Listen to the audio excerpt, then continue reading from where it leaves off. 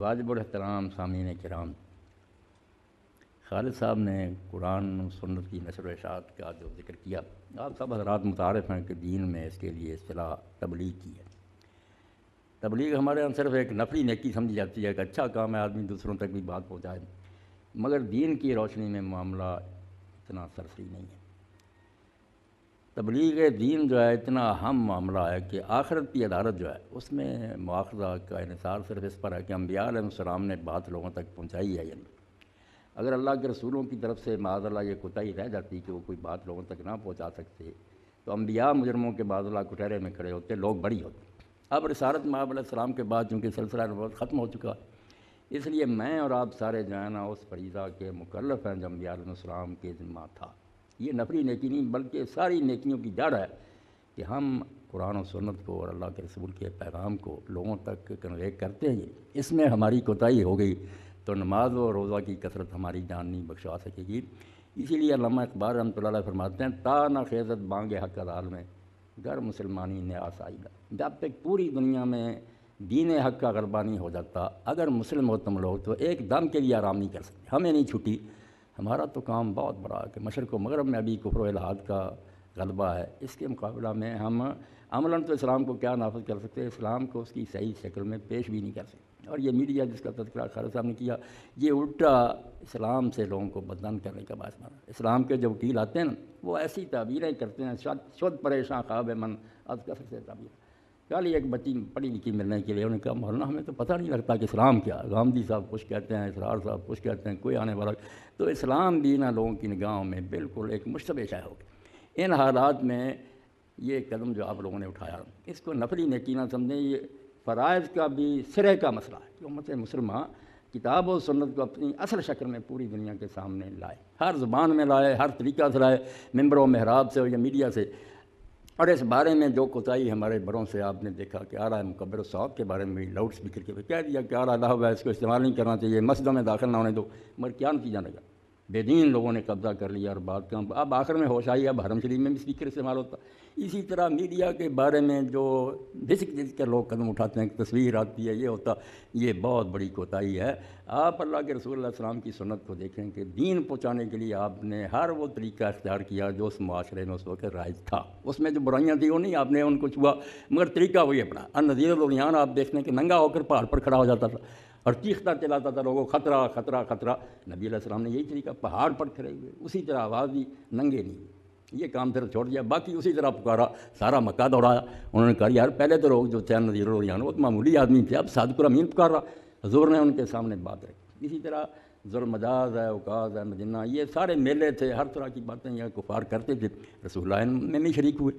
وہاں اپنی بات پہنچائی۔ تو یہ میڈیا کا جو مسئلہ ہے نا، خالد صاحب نے پیش کیا۔ اور دوسرا ذرا آپ یقین جانیں، میری نگاہ میں اس وقت مسلمانوں کے فرائض میں سے ہم ترین، بجائے بے دینوں کے نیک لوگ قبضہ کریں اس پر اور اس کے ذریعے اللہ کا دین پہنچائیں، ورنہ اس کوتاہی کے لیے ہم اللہ کے حضور جواب دیں ہوں گے کہ تم ان باتوں میں پھنسے رہا کہ تصویر حرام، ہماری لوگ جو تھے انہوں نے ساری دنیا کو گمراہ کر دی۔ تو اس وقت ان چیزوں میں پوری طرح حصہ لینا۔ آپ اگر ترکی کی تاریخ سے واقعی جدید جو ترکی اب سیکولر ہو گیا، اب سلطان نے اس وقت چاہا کہ یورپ جو ہے یہ جدید اسلحہ کی وجہ سے چھاتا ڈالا، ترکی مرد بیمار ہو گیا، اس کے لیے ہمیں جدید جو ہے نا اسلحہ خریدنا چاہیے۔ فوج کو جدید طریقے سے مرد علماء نے دکھائے ہدایت نکالی کہ نہیں یہ بدعت ہے، دین میں یہ نئی وردی ٹھیک نہیں۔ انہوں نے پھر دین سے جان ہی چھڑا لی، ایسا دین جو ہمیں بربادی کر رہا کیا پھیلا۔ تو اس وقت ایسی باتیں کر کے جس سے دین پیچھے رہ جائے اور بے دین جو ہے وہ غالب آ جائیں، یہ کوئی بات نہیں۔ اور ایک بات جو لوگوں کے سامنے رکاوٹ بنتی ہے کہ یہ بدعت، اب کتنی غلط اصطلاح استعمال ہوتی ہے کہ بدعت کا تعلق صرف ان امور سے ہے جو مقاصد سے تعلق رہا ہے۔ کوئی بات ہی دین میں نہیں کریں جو دین میں بیان ہی نہیں، وہ کہہ کہ میں نے یہ رائج کرنی ہو عبادات سے متعلق، وہ بدعت۔ وسائل میں بدعت کا کوئی دخل نہیں۔ وسائل میں ہے نا کہ مکہ جانا مقصد ہے، وہ ہمیشہ سے حج ایک ہی، مگر اس کے لیے پیدل جاتے تھے، اونٹوں پر جاتے تھے، بسوں میں جائیں، ہوائی جہازوں میں، دین کو اس سے کیا تعلق؟ مقاصد میں ہم نہیں کوئی نئی بات اضافہ کر رہے، وسائل تو نئے سے نئے پیدا ہوں۔ جنگ لڑنے کے لیے اب ٹینک نکلا ہے، جہاز ہیں، ساری چیزیں دین ہی دین، بشرطے کہ مقصد نیک ہو۔ اس لیے اگر یہ مقصد ہی آپ کے پیش نظر ہے تو آپ کے جذبات مبارک ہیں، اللہ اس میں آپ کو مزید توفیق دے کہ دین کو پہنچانے کے لیے آپ ساری کوششیں اپنی صرف کریں۔ تحریر کے ذریعہ ہو، تقریروں کے ذریعہ ہو، میڈیا کے ذریعہ ہو، یہ ذریعہ تو بہت اہمیت اختیار کریں، اس سے پیچھے نہیں ہٹنا چاہیے۔ اور اس میں ساتھ دینا جو ہے نا، اس کو آپ سمجھیں جہاد، سورہ الفرقان نازل ہوئی مکہ، وہاں یہ جنگ کو قتال تو نہیں تھا، مگر اس وقت کرتا وجاہدہم بہ جہادا کبیرا، قرآن کے ذریعے ان کفار سے بہت بڑا جہاد کرا، اس کو پہنچایا ان تک۔ اس لیے دین اثر شکل میں ہم لوگوں تک پہنچائیں اور اس کو ان کو سکھا دیں،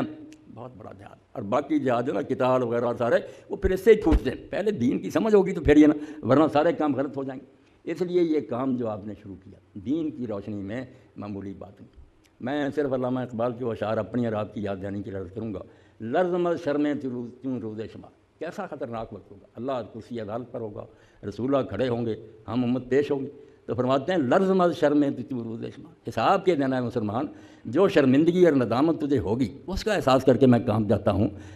لرزمت شرمیں کیوں روز شمار پرصدت آبروئے روز کا، ساری کائنات کا فخر اور اللہ کی ساری مخلوق میں سے اعلیٰ ترین ہے۔ اللہ کے رسول نے جب پوچھا تو اس سے مسلمان سے، حرف حق کا حضرت من بردائی، اللہ کا کلام تم نے مجھ سے وصول کر لیا تھا، اور میں نے عرفات میں پوچھ لیا تھا کہ میں نے دین پہنچا دیا، اور تم نے لاکھوں کے مجمع میں کہا کہ ہاں اللہ کے رسول حق ادا کر، حرف حق کا حضرت من بردائی بس تیرا آبادی گرانا سو، وہ کلام مجھ سے لے لیا اور کیوں دوسروں تک نہیں پہنچا، اتنی مخلوق جہنم میں گئی، کون ذمہ دار ہے؟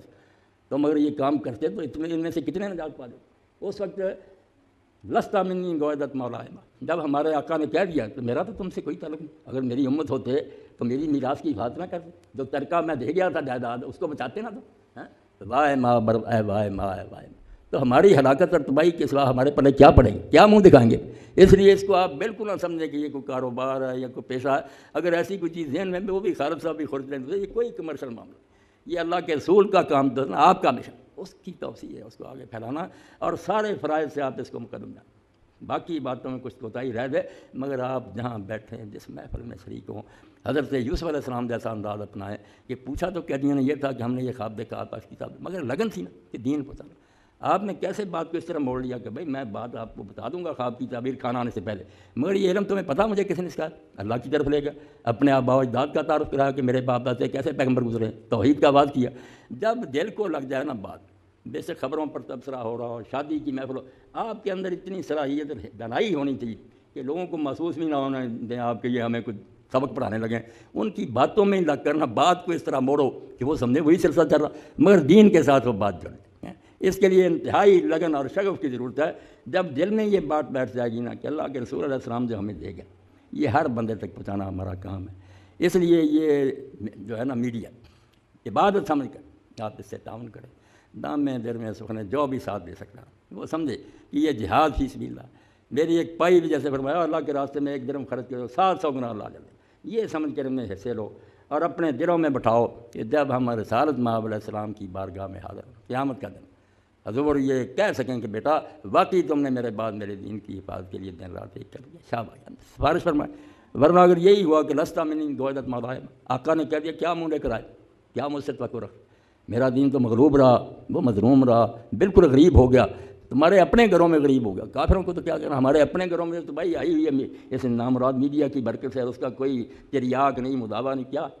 اتنے بیبیاں جو میرے سامنے روتی ہیں کہ مولوی صاحب ہماری تو عمر گزر گئے، مگر ہمارے جو بچے پرورش پا کیا بنے گا، دین سے سارے دور ہوتے ہیں، حافظ قرآن بچے چھوڑ گئے نوازیں سر، ان کے والد روتے ہیں کہ ہم نے اتنے شوق سے، تو اس سیلاب کا توڑ کرنے کے لیے جو کوشش آپ کر سکتے، تھوڑا سا بند زبان سے، اللہ نہیں دیکھے گا کہ تم نے کیا کیا، جتنا بس میں تھا اس میں کوتاہی نہ کریں،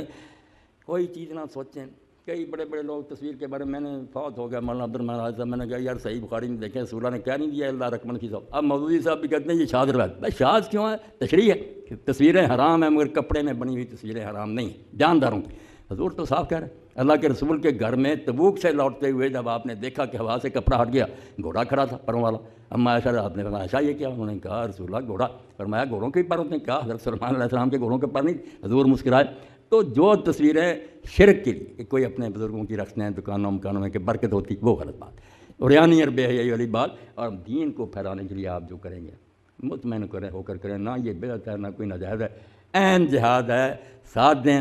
میری دعا ہے کہ اللہ تعالیٰ اس منصوبہ کو کامیاب کرے، اس میں برکت دے، اور اس چھوٹے سے درخت کو اللہ تعالیٰ تلاور بنا دے، اور پوری دنیا میں یہ بات جو ہے نا سارے مسلمانوں کو یہ سمجھ دے دے کہ اس وقت یہ محاذ سنبھالے گا۔ باقی باتیں بات کی ہیں، پہلے آپ دین کو اثر شکل میں لوگوں کے سامنے لائے تو صحیح، پھر انشاءاللہ بہت سے لوگ یدخلون فی دین اللہ فاضا ہوگا۔ وآخر دعوانا الحمدللہ رب العالمین وصلی اللہ تعالی علی عبد اللہ ورسولہ خاتم النبیین سیدنا محمد و آلہ وصحبہ اجمعین۔